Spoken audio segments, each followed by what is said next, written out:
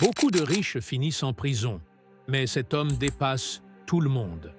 Plus riche que Jordan Belfort et Sam Bankman-Fried réunis, avec une valeur nette atteignant 96 milliards de dollars à son apogée, voici comment il est passé d'un des hommes les plus riches de la planète à la prison avant de revenir sous les projecteurs.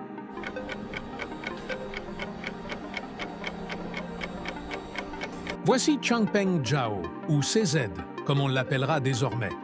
Son entreprise, Binance, a vu le jour pendant la montée en flèche des crypto-monnaies dans les années 2010.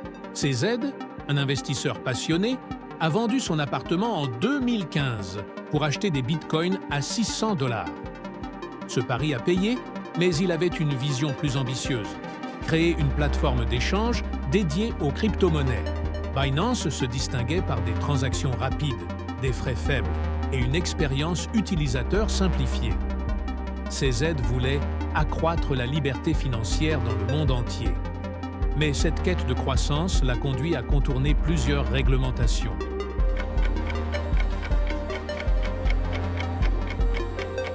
Pour atteindre une croissance mondiale, Binance a pris des raccourcis. Opérant souvent sans licence, CZ aurait, selon certaines accusations, priorisé l'expansion plutôt que la conformité. Aux États-Unis, il a été accusé de mélanger les fonds des clients avec ceux de l'entreprise, une pratique illégale. En 2023, la SEC a poursuivi Binance pour ces pratiques. Binance a plaidé coupable et CZ a accepté de payer une amende personnelle de 50 millions de dollars.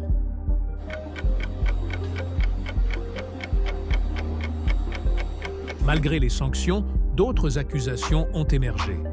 Selon le département de la justice, Binance aurait sciemment contourné les lois américaines pour maintenir des clients VIP sur la plateforme. L'entreprise aurait également été un lieu privilégié pour le blanchiment d'argent, facilitant des transactions illégales.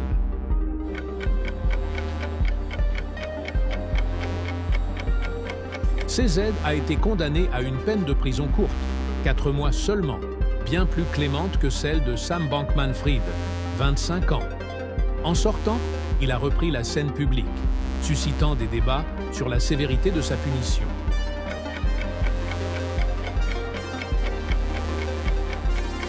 L'histoire de Binance montre comment la recherche de croissance peut dépasser les limites éthiques et légales. Bien que CZ ait été tenu responsable, beaucoup considèrent sa punition comme insuffisante par rapport aux enjeux. Qu'en pensez-vous? A-t-il eu ce qu'il méritait? Dites-le nous dans les commentaires. Si cette vidéo vous intéresse, abonnez-vous pour rester informé des nouveaux contenus exclusifs. On se retrouve dans la prochaine vidéo.